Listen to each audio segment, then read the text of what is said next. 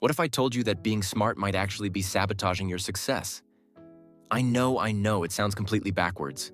We've been conditioned to believe that intelligence equals achievement, that the smartest person in the room always wins.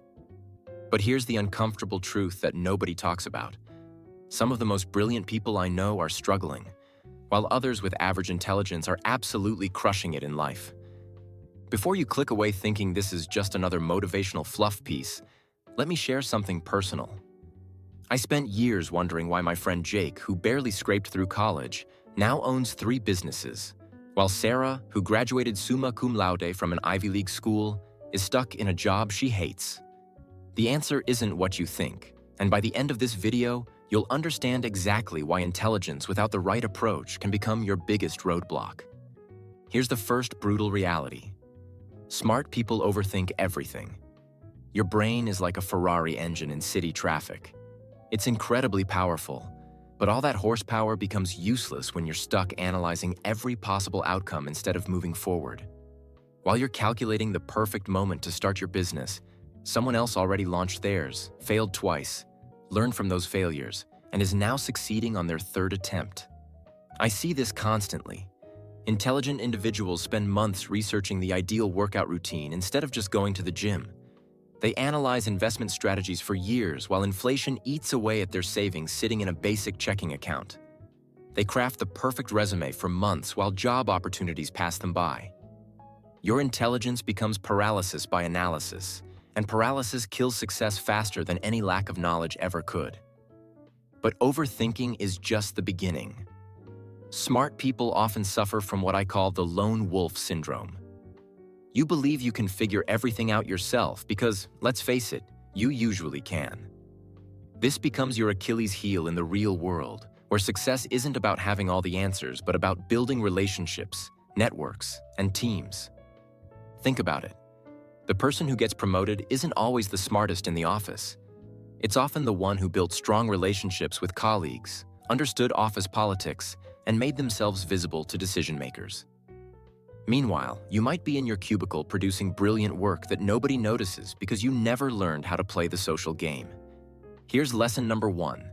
Intelligence is your starting point, not your destination. Start treating it like a tool in your toolbox rather than your entire identity.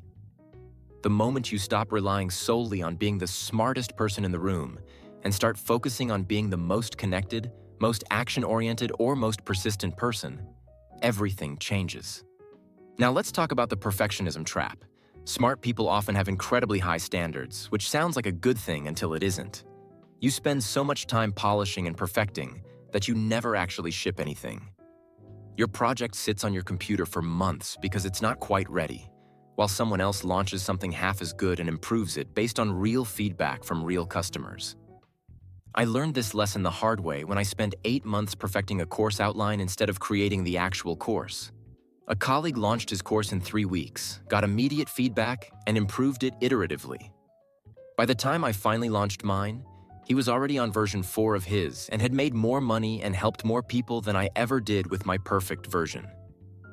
Here's the thing about perfectionism. It's often disguised fear. Fear of judgment, fear of failure, fear of not being seen as the brilliant person you believe you are. But here's lesson number 2. Done is better than perfect, and perfect is the enemy of good. Set a standard of excellence, not perfection, and commit to launching before you feel ready. Let's dive deeper into something that might sting a little. Smart people often have massive egos disguised as intellectual curiosity. You love being right, you love solving complex problems, and you love when people recognize your intelligence. This ego creates blind spots that destroy your success potential. For instance, you might dismiss simple solutions because they seem beneath your intellectual level. You overcomplicate straightforward problems because complex solutions make you feel smarter. You avoid asking for help because it might make you appear less knowledgeable. You argue with customers or clients instead of listening to their actual needs because you're convinced your way is better. I watched a brilliant software developer lose client after client because he insisted on using cutting-edge technology that clients didn't need or want. He was technically right about his solutions being superior, but he was business wrong about what actually created value for his customers. Lesson number 3. Check your ego at the door and focus on results, not recognition. Sometimes the smartest thing you can do is choose the simple, boring, proven solution over the complex, innovative one. Sometimes admitting you don't know something opens doors that pretending to know everything keeps closed.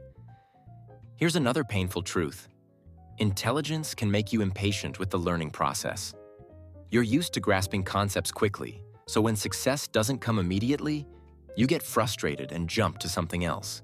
Success, however, rarely follows the same timeline as learning calculus or mastering a new language. Building a business requires months or years of consistent action, relationship building, and iterative improvement. Smart people often lack the patience for this process because they expect their intelligence to accelerate everything. When it doesn't, they label the pursuit as not worth their time and move on to the next shiny opportunity. But here's what successful people understand that smart people often miss. Consistency beats intensity every time. The person who works on their goal for 1 hour daily for a year will accomplish more than someone who works intensely for a week and then burns out. Lesson number 4. Embrace the grind and trust the process. Your intelligence will help you optimize and improve along the way, but it can't substitute for the fundamental requirement of consistent effort over time. So what's the solution? How do you leverage your intelligence for actual success instead of intellectual masturbation?